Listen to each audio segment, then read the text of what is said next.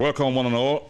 Today we are looking back at the match between Tottenham and Fulham. Fulham away never really proved to be a tough match for Tottenham in the past few years, but this year has been a really, really big turnaround in terms of Fulham's fortunes against Tottenham. They've beaten us twice on the trot at Craven Cottage. Craven Cottage used to be a stroll in the park. For us, it was like a place where you could go and earn 3 points, almost like a guarantee. Silva has made sure that is no longer the case, at least in this season. He's beaten man twice there, once in the Carabao Cup on penalties. And everyone pointed out to the fact that, we had an experimental team, or the famous, what's that kit called now? We call it Agbalumo Kit. But yes, for those who don't know what Agbalumo is, I'll try and describe that. I'll try and find out something about Agbalumo. It's a seed, or it's a sort of fruit that is popular in Nigeria, and Yorubas call it Agbalumo. People from southeastern Nigeria call it Udara. Yeah, so yes, for those of you who know what I'm talking about, you know what I'm talking about. Anyway, back to the match between Tottenham and Fulham. I've got with me amazing in-house encyclopedia, the one who knows everything about football, the one who you can point to and go to when it comes to everything positive about Tottenham. His name is Chuma, and he'll join us on the other side. In the meantime, come on, ye Spurs.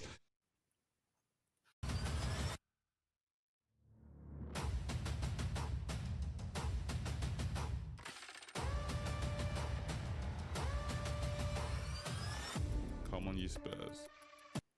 And welcome back. I can loud and clear. Thank you. You had a chuckle when I mentioned the word Agbalumo. I'm in the Udara camp, so exactly. Right. So I only discovered the name Agbalumo when I moved to London. I'll do some research while we're on air on this one, and I'll bring something up on air for someone to have a look at, right? And you can tell us a little bit about that. You do all the housekeeping most times, right? Maybe you want to do that while I do all my research and make in the background. I will do. Welcome, one and all to Common Ye Spurs TV. We like to describe ourselves as the Afrobeat section of the Lily White Nation, a channel that covers the passion, the glory, the drive of being a Tottenham Hotspur fan, but from an African perspective.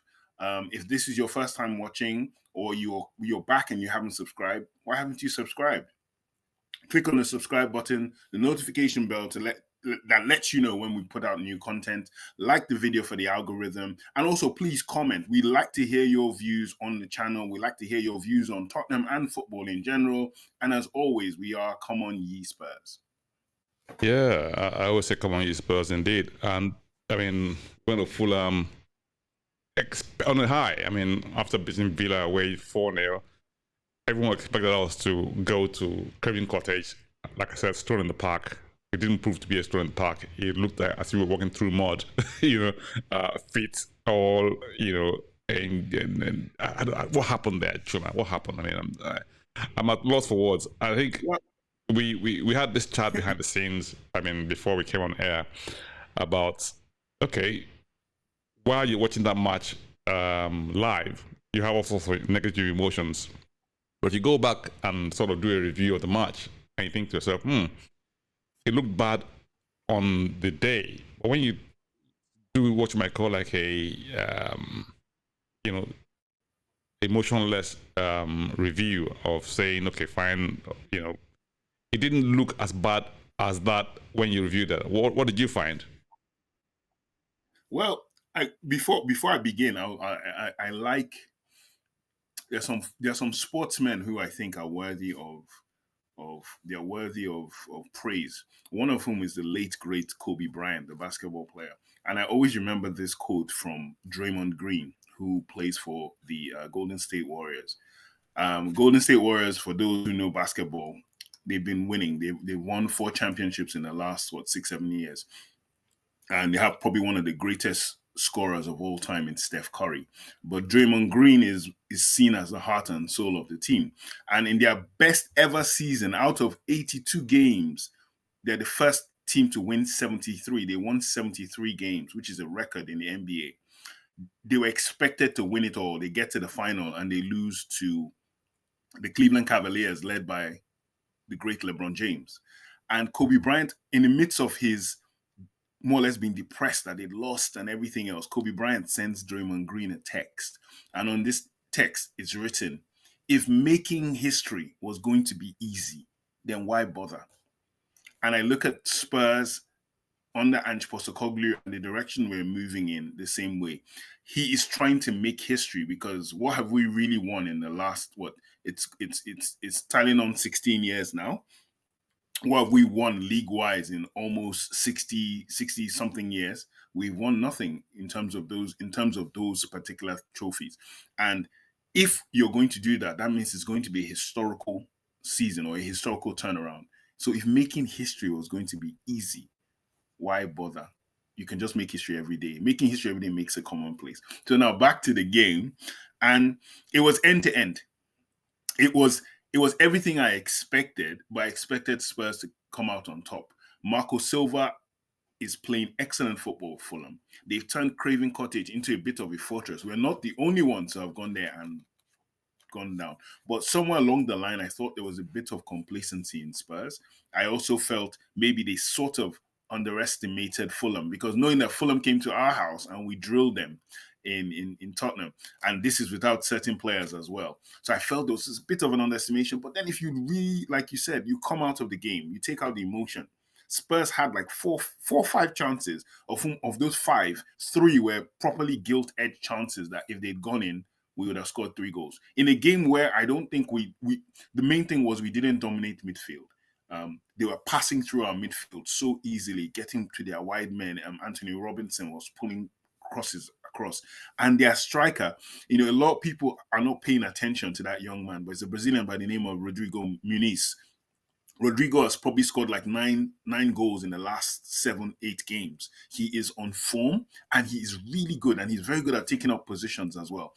Dragusin, being that this was his real first start, he got a baptism of fire because Rodrigo Muniz came for him. And realizing that he's not left-footed, realizing that he's new to the defense, they targeted him, in my opinion, a bit. And it was a bad day at the office for Spurs. But in that bad day at the office, we still, like I said, had chances to score, which has always been my issue. Do we have chances to score? Are we creating things? We created things. Defensively and in midfield, we just made it too easy for them. And it's something I think the team will learn from and grow. So, a lot of people always say that when Tottenham have their full complement of players back, we are so difficult to play against, right? And because of that, that possibly epitomizes what happened at Villa. We had most of our players back. Villa couldn't stand us in the second half, even though we had a relatively quiet first half. Granted, we dominated most of the play in that first half. But transfer that to Fulham, and we lost Van de Ven in that match through to injury. Now, having Dragusin back in that high line, maybe perhaps he didn't have the same sort of speed as Mr. Mickey, or the fact that he wasn't used to playing in that position, being what you might call a right-footed, natural right-footed player, as opposed to someone who's naturally left-footed. And you mentioned something earlier on that maybe perhaps we should have played Davies there, but I'm sure a lot of people will have had something to say about that, saying that we brought Dragusin in and we didn't play him, even though he's meant to be one of the new players and comes highly recommended and all that sort of thing. But I mean, ultimately the decision is managers to make.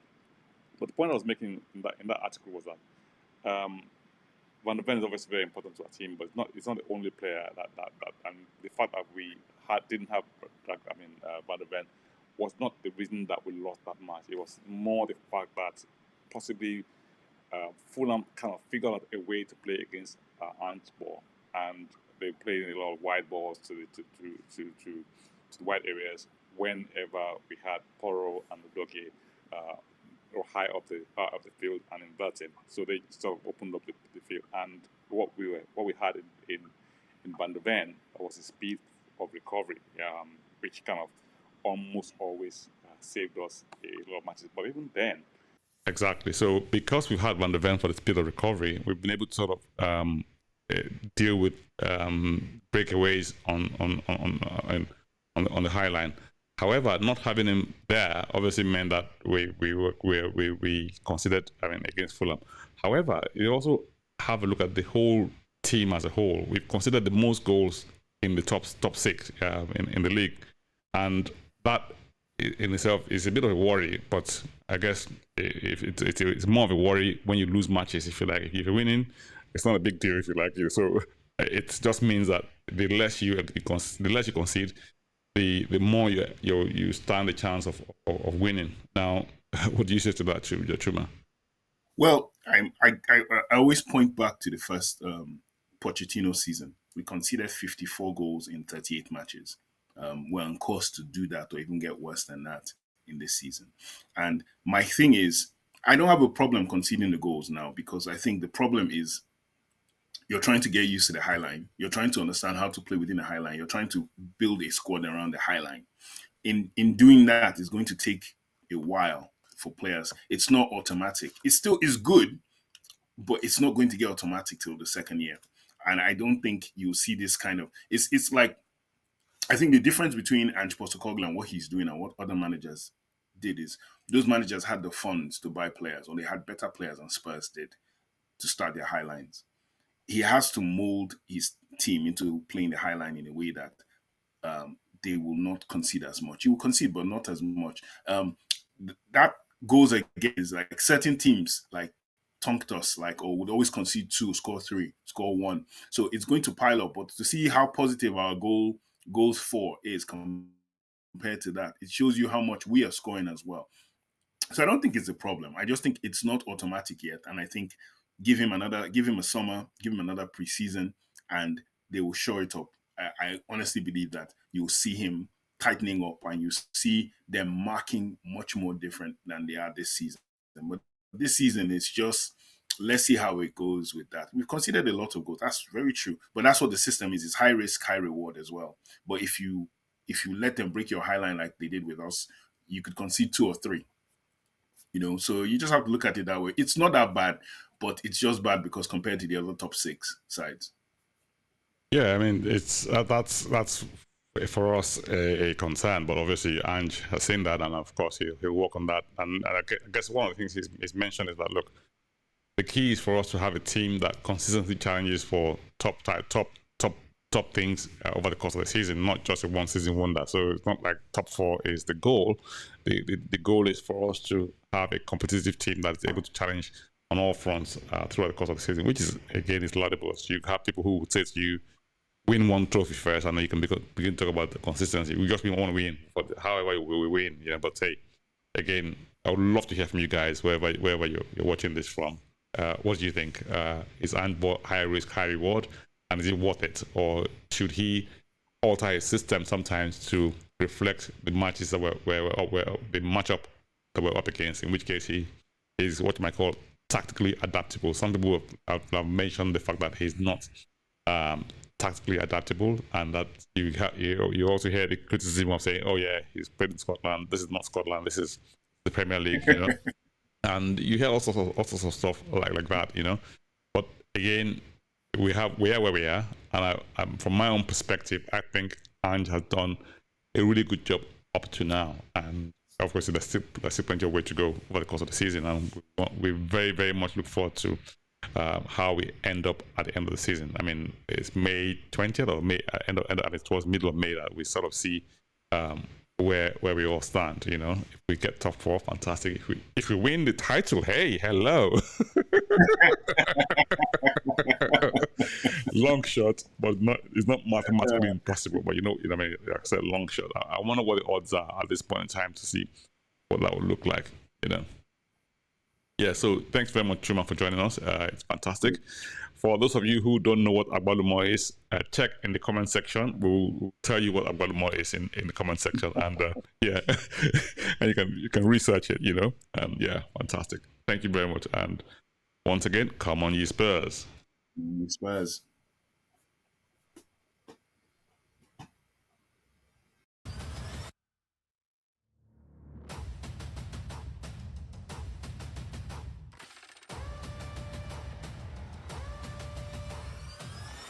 Come on, ye Spurs.